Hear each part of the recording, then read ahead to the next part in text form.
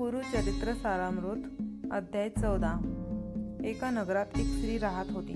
ती वेश्या होती। तिचे जीवन ऐश्वर्याने भरलेले होते, पण तिच्या मनाला शांती नव्हती। रात्रंदिवस तिच्या हृदयात एकच विचार घोळत होता, तो म्हणजे मी पाप करत आहे, माझा उद्धार होईल का? माझ्यासाठी देवाची दया कधी मिळेल का? ती कितीही मौजमजा केली तरी तिच्या डोळ्यातून पाणी थांबत नव्हते। एके दिवशी तिला नगरात रोग बोलताना ऐकू आले, श्री नृसिंह सरस्वती महाराज आले आहेत। त्यांच्या दर्शनाने पापी देखील पावन होतात, रोगी बरे होतात, दुर्बलांना शक्ती मिळते।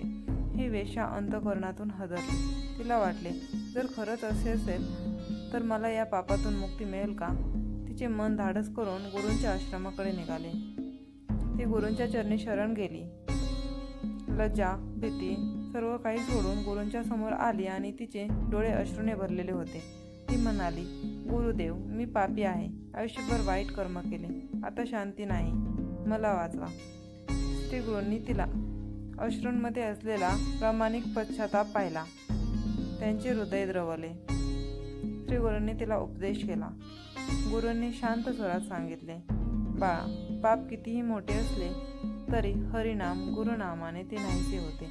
खरा पश्चाताप आणि शरणागती असली की मनुष्य पावन होतो।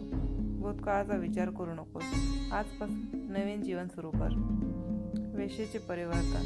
त्या दिवसापासून तिने आपला जुना व्यवसाय पूर्ण सोडला। ती सतत हरिनाम घेऊ लागली, भक्तांची सेवा करू लागली। तिचे जीवन बदलले, तिचा चेहरा तेजस्वी झाला। लवकरच लोक म्हणू लागले की पूर्वीची वेश्या आता साध्वी झाली आहे। गुरूंच्या कृपेने हिचा उद्धार झाला आहे। या अध्यायातून अशी शिकवण मिळते की गुरूंच्या आश्रयाने अगदी पापिष्टही पवित्र होतो। अंतःकरणातील प्रामाणिक पश्चाताप हेच खरे प्रायश्चित्त आहे।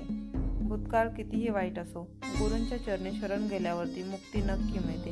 म्हणून या अध्यायातून आपल्याला गुरुभक्ती आणि हरिनाम हेच पापमोचनाचे आणि आत्मशांतीचे खरे साधन आहे, हे शिकायला मिळते।